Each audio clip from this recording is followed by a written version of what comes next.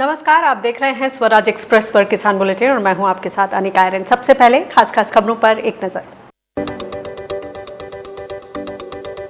17 अगस्त को प्रधानमंत्री कार्यालय का घेराव करेगी किसान कांग्रेस।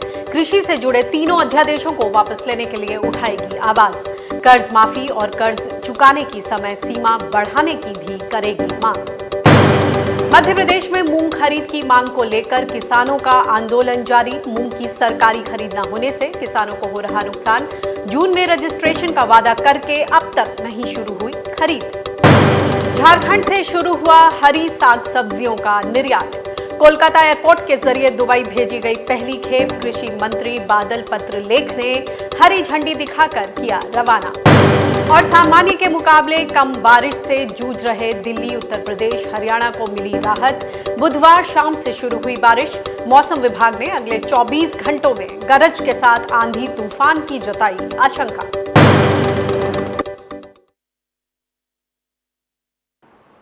और अब खबरें विस्तार से। ऑल इंडिया किसान कांग्रेस ने 17 अगस्त को प्रधानमंत्री कार्यालय का घेराव करने का ऐलान किया है। किसानों को इंसाफ दो नारे के साथ किसान कांग्रेस केंद्र से कृषि संबंधी तीनों अध्यादेशों को वापस लेने, किसानों का सारा कर्ज माफ करने, किसान क्रेडिट कार्ड का कर्ज लौटाने की समय सीमा को अगले साल 31 मार्च तक बढ़ाने की मांग करेगी। ऑल इंडिया किसान कांग्रेस के उपाध्यक्ष सुरेंद्र सोलंकी ने कहा कि सरकार लॉकडाउन के दौरान बिना सोचे समझे तीनों अध्यादेश लाई है, जो बताते हैं कि सरकार किसानों की जमा पूंजी भी खत्म कर देना चाहती है। किसानों के कुछ गंभीर मुद्दों को लेकर, जैसे किसान कर्ज माफी और जो 3 अध्यादेश सरकार लेके आई है जो किसानों के विरोध में है, उन तीनों की अध्यादेश को सरकार वापस ले और किसानों का संपूर्ण कर्जा माफी करे। इन मुद्दों को लेकर किसान कांग्रेस आने वाली 17 अगस्त को प्रधानमंत्री कार्यालय का घेराव करने जा रही है। केंद्र सरकार के कृषि से जुड़े तीनों अध्यादेशों के खिलाफ आंदोलन में किसानों को अब आढ़तियों का भी साथ मिल गया है। हरियाणा के घरौंडा में आढ़ती एसोसिएशन ने 15 अगस्त को किसानों के साथ आंदोलन का ऐलान किया है। इससे पहले पंजाब और हरियाणा के किसानों ने 15 अगस्त के दिन 15 अगस्त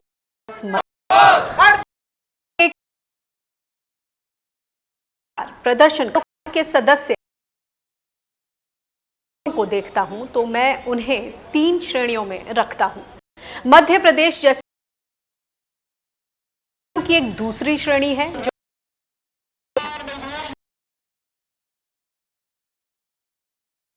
वस्तु अधिनियम के तहत स्टॉक लिमिट को खत्म कर दिया गया है।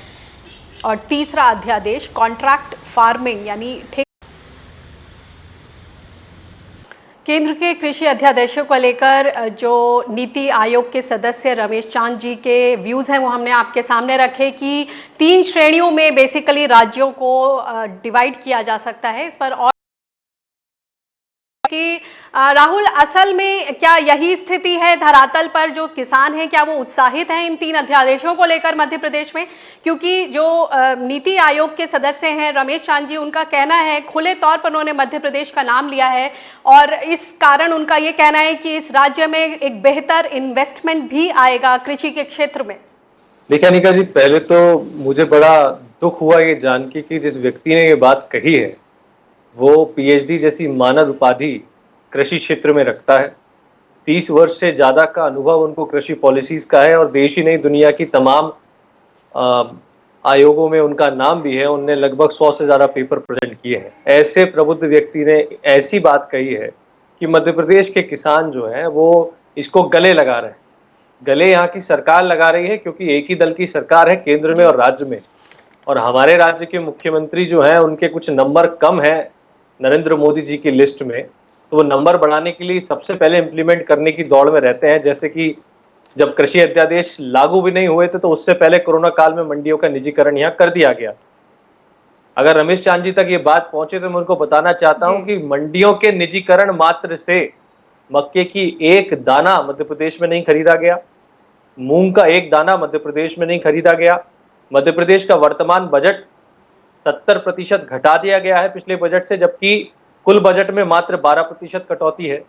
और मध्य प्रदेश का एक भी किसान, मुझे नहीं लगता कि इनकी इन बातों को गंभीरता से ले रहा है वो बहुत दुखी है, व्यथित है, क्योंकि मध्य प्रदेश सरकार एक के बाद इस प्रकार के प्रयोजन करके कॉन्ट्रैक्ट फार्मिंग को बढ़ावा देके व्यापारियों के लिए एक बड़ा लूप होल क्रिएट कर रही है कि वो किसानों को लूटे। मैं पूर्व में भी कह चुका हूं, आज फिर कह रहा हूं कि समर्थन मूल्य की खरीदी केवल और केवल सरकारी खरीद में सुनिश्चित होती है। ऐसे में प्राइवेट मंडियों में मूंग का और मक्का का हाल हम देख चुके हैं, सारी फसलें समर्थन मूल्य से नीचे बिक रही हैं। ऐसे में रमेश चांद जी किससे बात करके आए हैं? क्या केवल शिवराज सिंह जी से बात करना मतलब 7 करोड़ 20 लाख मध्य प्रदेश के निवासियों से बात करना या 2.5 करोड़ किसानों से बात करना नहीं होता? जानकारी उनको होनी चाहिए। जी, हम गुरनाम सिंह चड़ूनी जी के पास जाना चाहेंगे, हरियाणा से किसान नेता, भारतीय किसान यूनियन के अध्यक्ष। गुरनाम जी, सभी किसान जो हैं पिछले कई दिनों से, खासतौर से पंजाब, हरियाणा, राजस्थान या फिर छत्तीसगढ़ की बात करें, सभी किसान विरोध कर रहे हैं 3 अध्यादेशों का। आप लोगों का कहना है कि जो 15 अगस्त है उस दिन हम काला दिवस मनाएंगे। खासतौर से किसान इस बात को पुरजोर तरीके से सामने रखना चाहते हैं कि वो 3 अध्यादेशों से बिल्कुल खुश नहीं है और वो चाहते हैं कि एमएसपी की सुनिश्चितता करने वाला एक चौथा अध्यादेश आए। आपकी किस तरह की राय है? खासतौर से जो रमेश चांद जी ने बोला है कि 3 तरह के राज्य हैं, जो तीसरा राज्य है वो है जो जहां खुद सरकार उकसा रही है किसानों को, और दूसरे तरह के राज्य है जहां वेट एंड वॉच पॉलिसी हो रही है, और पहला है मध्य प्रदेश, जहां पे अभी हमने प्रतिक्रिया जानी राहुल राज की, किसान नेता मध्य प्रदेश से। आपकी किस तरह की प्रतिक्रिया है रमेश चांद जी के इस स्टेटमेंट को लेकर? देखिए, पूरे देश के अंदर कोई राज्य ऐसा नहीं है, कोई किसान ऐसा नहीं है जो इन तीनों अध्यादेशों का समर्थन करे। ये तीनों अध्यादेश पूरे राष्ट्र विरोधी हैं, केवल किसान विरोधी नहीं है, राष्ट्र विरोधी अध्यादेश है। इनसे अमेरिका का फायदा होने वाला है, हिंदुस्तान का किसान का इससे फायदा होने वाला नहीं है। और जहां नीति आयोग के माननीय रमेश जी बोल रहे हैं कि यह 3 तरह के राज्य हैं, कुछ इसको गले लगा रहे हैं, एक भी राज्य ऐसा नहीं है जहां के किसान खुश हो। हाँ, हो सकता है जहां पे इनकी सरकार हो वहां पे ये कुछ लोगों को नकली बना के खड़े कर देते हो और उनको कहा देते हो कि ठीक है, या वहां की सरकार बोल देती हो। लेकिन वास्तविकता ये है कि इसका किसान इससे एमएसपी से वंचित हो जाएगा। पूरे देश को के किसान जो काला बाजारी का सामना करना पड़ेगा पूरे देश के नागरिकों को। और जहां तक पूरा मंडी सिस्टम ये बताइए, ध्वस्त हो जाएगा। गुरनाम जी, बोला जा रहा है कि जो किसान, जो संगठन 15 अगस्त को काला दिवस मनाएंगे वो एंटी नेशनल हैं। इसे आप किस तरह से लेते हैं? किसान तो देश का अन्नदाता है और वो सिर्फ अपनी मांगे पुरजोर तरीके से रख रहे हैं, इतने समय से बोल रहे हैं, वो मांगे अनसुनी हो रही हैं, शायद इसलिए इस तरह की नौबत आई है। आप क्या कहेंगे? जी बिल्कुल, पूरे हरियाणा की जो भारतीय जनता पार्टी है ये बिल्कुल हमारे विरुद्ध एक तरह से प्रचार पे लगी है। कहीं देशद्रोही बोल रहे हैं, कहीं ये हमें देश के दुश्मन बोल रहे हैं, कहीं शहीदों का अपमान बता रहे हैं। मैं बता देना चाहता हूं कि भारतीय जनता पार्टी ये कभी जनसंघ हुआ करता था और इस जनसंघ का देश की आजादी में 1% भी रोल नहीं है।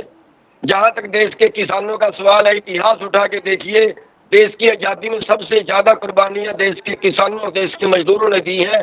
खास तौर पे हरियाणा और पंजाब उसमें अग्रणी रहा है। और जहां तक देश की वफादारी का सवाल है, देश को आजाद कराने में किसानों मजदूरों का योगदान रहा है, वो सारे किसानों और मजदूरों के बेटे हैं। अब ये जो कह रहे हैं कि आजादी के दिन जो है ये प्रदर्शन करेगा वो देशद्रोही है। मैं बता देना चाहता हूं कि शहीद भगत सिंह जैसों ने, महात्मा गांधी जैसों ने कौन सी आजादी की बात की थी और कौन सी आजादी मिली है। आजाद हुआ है कारपोरेट, आजाद हुए नेता, आजाद हुए अधिकारी, किसान और मजदूर तो आर्थिक गुलाम हो गए हैं। जहां जिस आजाद देश के अंदर पिछले 20 साल में 3.5 लाख किसान आत्महत्या कर चुके हो, मर चुके हो कर्जे से दबके, अन्नदाता मर चुके हो, देश का पेट भरने वाले मर चुके हो, वही उसी देश के अंदर पिछले 20 सालों में कारपोरेट का 50 लाख करोड़ का उनको फायदे पहुंचाए जाते हैं, उनके टैक्स माफ किए जाते हैं, उनको जो है उनके कर्जे माफ किए जाते हैं, उनका एनपी हो जाता है। पूरे देश में चंद लोगों का पूरे देश में चंद लोगों का राज है और देशद्रोही वो लोग हैं जो देश के आजाद होने के बाद देश की संपत्ति बेच रहे हैं, जिसको बचाने के लिए हमारे पुरखों ने कुर्बानियां दी थी। देश के हवाई अड्डे बेच रहे हैं, देश की ट्रेनें बेच रहे हैं, देश के बंदरगाह बेच रहे हैं। मैं एक बार राहुल राज के पास आना चाहती हूँ जी। शुक्रिया गुरनाम जी अपने व्यूज सामने रखने के लिए। राहुल ये बताएं कि रमेश चांद जी की ही बात पर एक बार फिर से आए। उनका कहना है कि reforms have gone beyond expectations और जो एक्सपर्ट्स हैं वो इसको डाइजेस्ट और ऑब्जॉर्व नहीं कर पा रहे हैं और कई तरह की सिग्नल्स दे रहे हैं मार्केट में, जिससे किसान भ्रमित हो रहे हैं। असल में ये रिफॉर्म्स ऐतिहासिक हैं और मार्केट में कॉम्पिटिटिवनेस आएगी तो उसकी वजह से और बेहतर वैल्यू चेन बनेगी, उसका दायरा और ज्यादा एक्सपैंड किया गया है। देखिए अनिका जी, रिफॉर्म्स का मतलब होता है कोई चीज तब की जाए और उसके बदले में कुछ नया क्रांतिकारी कदम हो जिससे कुछ लाभ हो। जब तक लाभ नहीं होता तो उसे रिफॉर्म नहीं कहा जाता। ये जो अध्यादेश हैं वो किसानों के दमन के लिए हैं और रमेश चंद्र जी जो भी बात कह रहे हैं वो इसलिए कह रहे हैं क्योंकि वो केवल नीति आयोग के सदस्य नहीं है, सरकार ने उनको केंद्रीय राज्य मंत्री का दर्जा भी दिया हुआ है। तो इतना बड़ा उपकार उनके ऊपर किया है तो उपग्रहित व्यक्ति सरकार की भाषा तो बोलेगा ही। और जहां तक रिफॉर्म्स का सवाल है, मैंने आपको उदाहरण दिया मध्य प्रदेश अकेले का, जिसका नाम उन्होंने लिया है। उनके रिफॉर्म आने के बाद मक्का बिकी नहीं, मूंग बिकी नहीं। कृषि मंत्री कह रहे हैं कि आगे हमारे पास रखने की जगह नहीं। और रमेश चंद्र जी का खुद का बयान मैंने आर्टिकल में पढ़ा, उन्होंने कहा कि एपीएमसीज को कॉम्पिटेंट होना पड़ेगा प्राइवेट मंडियों के तौर पे। यानी वो ये नहीं कह रहे हैं कि एपीएमसी रहेंगी तो सही, लेकिन उनको कॉम्पिटेंट होना पड़ेगा। और उनको कॉम्पिटेंट कौन बनाएगा? जब आप प्राइवेट प्लेयर्स को ले आओगे तो एपीएमसी तो अपने आप मंडियां खत्म हो जाएंगी। खुद एक तरफ मंडी खत्म कर रहे हैं और अपनी ही सरकारी मंडी को ये हिदायत दे रहे हैं कि आप कॉम्पिटेंट हो जाओ। ऐसे व्यक्ति का बात का क्या भरोसा करना? उनको सरकार के द्वारा मिली गई सुविधाएं उनके दिमाग पे सर चढ़ के बोल रही है, इसलिए वो ऐसी ऐसी बातें कर रहे हैं। वो और हमारे मुखिया शिवराज सिंह जी मिलके जो बनाना चाहे बनाए, लेकिन मध्य प्रदेश का किसान इस बात से बहुत दुखी है, आहत है और इस बात का कदापि समर्थन नहीं करता कि इन अध्यादेशों को मध्य प्रदेश में लागू किया जाए। जी बहुत बहुत शुक्रिया आप दोनों मेहमानों का इस सुझाव को सामने रखने के लिए। और रमेश चांदनी जी ने जो भी बातें रखी हैं, हम उम्मीद करते हैं कि उन तक आप लोगों के जो सुझाव हैं वो किसानों के बिहाफ पर उन तक पहुंचें और वो उस पर कुछ सुनवाई करें। बहुत बहुत शुक्रिया हमसे जुड़ने के लिए। मध्य प्रदेश में मुख्यमंत्री से लेकर कृषि मंत्री तक के आश्वासन के बावजूद अब तक मूंग की सरकारी खरीद शुरू नहीं हो पाई है। इसकी मांग के साथ हरदा जिले में किसानों का आंदोलन जारी है। यहां किसान 27 जुलाई से धरने पर बैठे हैं, लेकिन अब तक सरकार ने इनकी मांगों पर ध्यान नहीं दिया है। इन किसानों ने शिवराज सरकार पर धोखा देने का आरोप लगाया है। गुजरात, मध्य प्रदेश और महाराष्ट्र जैसे राज्यों में इस बार सोयाबीन और मूंगफली का बम्पर उत्पादन होने की उम्मीद है। इस बीच अर्जेंटीना के अलावा तुर्की और रूस से सोयाबीन डिगम तेल के आयात शुरू होने वाला है, जिससे तिलहन उत्पादक किसानों की चिंताएं बढ़ी हुई हैं। न्यूज़ एजेंसी पीटीआई भाषा की खबर के मुताबिक बाजार के सूत्रों का कहना है कि खाद्य तेलों के सस्ते आयात की वजह से तिलहनी फसलों की पूरी खपत नहीं हो पा रही है। इससे देश के भीतर तेल मिलें बंद हो रही हैं, वहीं विदेशों में तेल मिलें पूरी क्षमता से काम कर रही हैं। उन्होंने कहा कि सस्ते आयातित तेलों के कारण देश में हर साल किसानों के पास सरसों, मूंगफली और सोयाबीन का 25 से 30% उपज बाजार में नहीं बिक पाती है, जिसे किसानों को या तो खुद ही खपत करना पड़ता है या फिर मंडियों में औने पौने दाम पर बेचना पड़ता है। दिल्ली समेत हरियाणा, उत्तर प्रदेश और उत्तराखंड समेत कई इलाकों में बुधवार शाम से बारिश शुरू हो गई है। भारतीय मौसम विभाग ने इन इलाकों में अगले 24 घंटों में गरज के साथ आंधी तूफान आने की आशंका जताई है। आपको बता दें कि दक्षिण भारत के राज्यों में जहां सामान्य से ज्यादा बारिश दर्ज की गई है, वहीं अगस्त महीने में उत्तर भारत के कई राज्य बारिश का घाटा झेल रहे हैं। हालांकि बारिश शुरू होने के बाद इसमें गिरावट आई है। दिल्ली में अगस्त महीने में बारिश का घाटा 66% से घटकर 23% हो गया है। वहीं उत्तर प्रदेश में बारिश का ये घाटा अब सिर्फ 13% हो गया है। इससे किसानों ने राहत की सांस ली है, क्योंकि बारिश की कमी की वजह से फसलें सूखने लगी थी। केंद्र सरकार के पर्यावरण प्रभाव आकलन 2020 मसौदे पर विपक्षी दल कांग्रेस से लेकर सिविल सोसाइटी तक ने गंभीर सवाल उठाए हैं। सबसे पहला सवाल किसी भी परियोजना को लेकर पब्लिक हियरिंग यानी जन परामर्श के नोटिस पीरियड को 30 दिन से घटाकर 20 दिन किए जाने को लेकर है। इसके अलावा ड्राफ्ट नोटिफिकेशन में परियोजनाओं को बीती समय अवधि में लागू करने का नियम भी शामिल है। जानकार इसे जन सुनवाई की पूरी व्यवस्था और इस मामले में सुप्रीम कोर्ट के पुराने फैसले के खिलाफ बता रहे हैं। वहीं महिला किसान अधिकार मंच यानी मकाम जैसे संगठनों ने भी इस पर गंभीर सवाल उठाए हैं। उनका कहना है कि नए मसौदे से पर्यावरण आकलन की प्रक्रिया में महिलाओं की पहले से ही कमज़ोर भागीदारी और ज़्यादा कमज़ोर होगी। इसमें कुछ परियोजनाओं को जन सुनवाई से छूट देने, जन सुनवाई के लिए नोटिस पीरियड को घटाने, परियोजनाओं को बीती तारीख में प्रभावी बनाने जैसे नियमों पर सवाल उठाया गया है। हालांकि पर्यावरण मंत्री प्रकाश जावड़ेकर का मानना है कि ये environmental impact assessment draft order 2020 है और अभी ये केवल एक मसौदा है, ना कि अंतिम नोटिफिकेशन। इसलिए सरकार इसका अंतिम नोटिफिकेशन लाने से पहले सभी सुझावों पर गंभीरता से विचार करेगी। दरअसल पर्यावरण मंत्रालय ने इस साल मार्च में EIA के मसौदे को जारी किया था और जनता से सुझाव भी मांगे थे। इस पर सरकार को 20 लाख से ज़्यादा जवाब मिले हैं।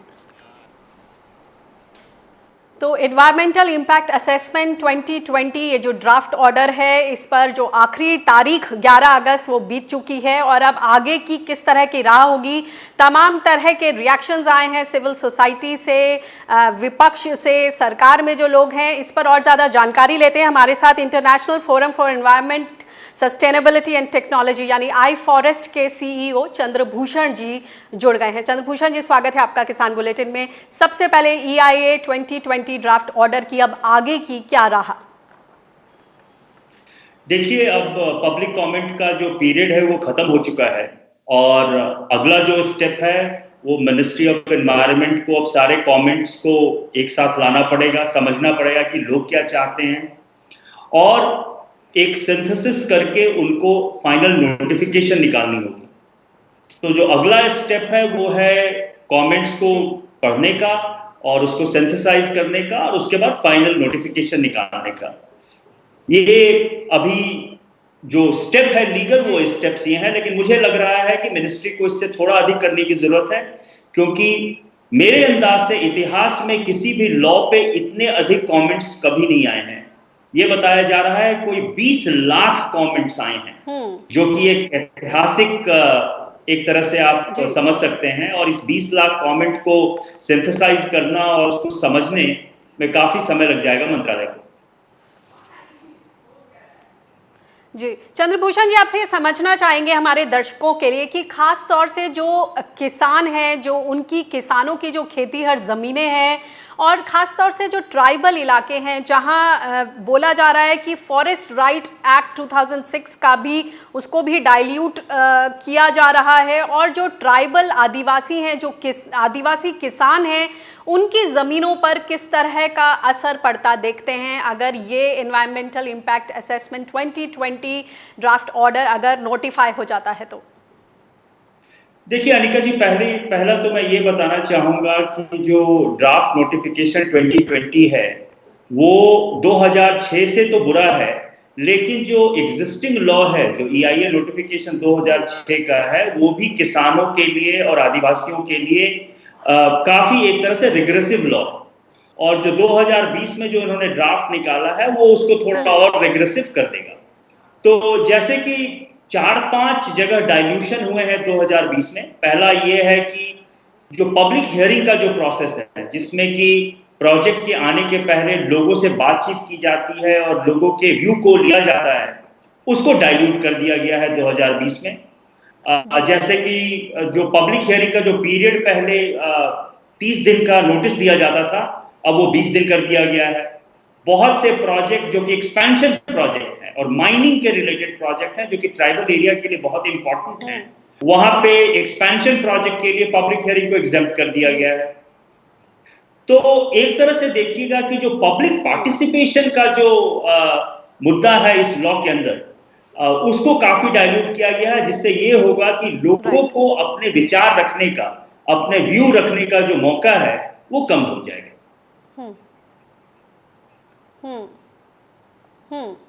इसमें खासतौर से जो ट्राइबल एरियाज में जो किसानी करते हैं, जो माइनर फॉरेस्ट प्रोड्यूस पर जो मिनिमम सपोर्ट प्राइस पर उस पर आधारित रहते हैं, उनकी जो सारी आजीविका है उस पर किस तरह का असर पड़ता देखते हैं आप? देखिए, आप इस तरह से देख सकते हैं कि अभी कुछ सप्ताह पहले कोल मिनिस्ट्री ने 40 बहुत बड़े कोल माइन की ऑक्शन की बात की है। तो सरकार ने पहले ही डिसीजन ले लिया है कि हमें ये 40 कोल माइन को खोलना है, और उस कोल माइन खोलने के पहले आपको एक अच्छा इन्वायरमेंटल इंपैक्ट असेसमेंट करने की जरूरत होती है। लेकिन जो 2020 के जो प्रोविजन है उनके अंदर EIA नोटिफिकेशन के अंदर जो प्रोसेस है इन्वायरमेंटल इंपैक्ट असेसमेंट का, उसको लचीला बना दिया गया है, उसको कमजोर बना दिया गया है। और ये जो 40 जो माइंस हैं, कोयले के जो माइंस हैं, वो मेनली ट्राइबल एरिया में आएंगे, और ट्राइबल का डिपेंडेंस फॉरेस्ट पे है, कॉमन लैंड पे है, उनकी जमीन जाएगी, उनका जंगल जाएगा, उनकी पानी जाएगी, उनकी आजीविका जाएगी। हाँ, और EIA प्रोसेस में इन सभी चीज को कंसिडर करने की जरूरत है। अगर आपके पास एक अच्छा स्ट्रॉन्ग EIA लॉ है तो इन सभी चीजों को आप कंसिडर करेंगे और डिसाइड करेंगे कि नहीं, इस जगह पे माइनिंग नहीं होनी चाहिए।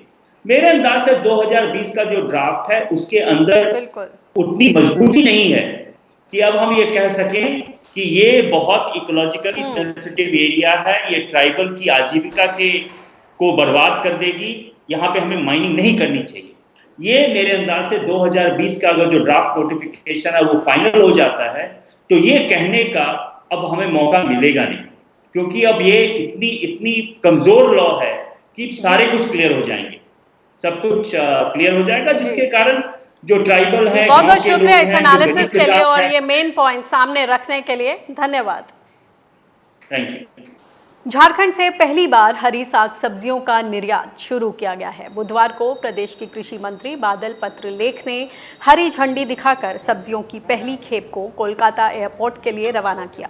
यहां ये सब्जियां दुबई रवाना होंगी। राज्य सरकार निर्यात बाजार समिति के जरिए साग सब्जियों के निर्यात को बढ़ावा दे रही है। इसके लिए रांची, जमशेदपुर समेत अन्य जिलों में सब्जियों के निर्यात के लिए क्वालिटी टेस्टिंग का काम पूरा हो चुका है।